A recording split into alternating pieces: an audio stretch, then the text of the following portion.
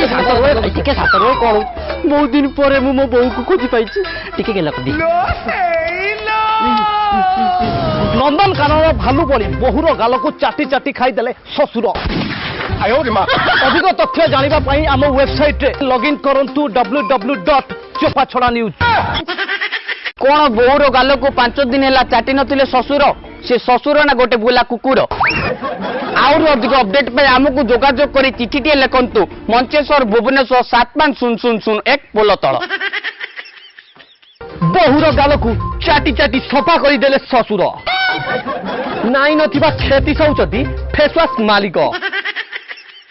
ଏ ବାପା ଆରେ ମିଡିଆ ବାଲା ଅପେକ୍ଷା କରୁଛନ୍ତି ମୋ ସ୍ତ୍ରୀର ବାଇଟ୍ ନେବା ପାଇଁ ତମେ କଣ ମୋ ସ୍ତ୍ରୀ ଗାଲରେ ବାଇଟ୍ ଦେଇଦେଲଣି।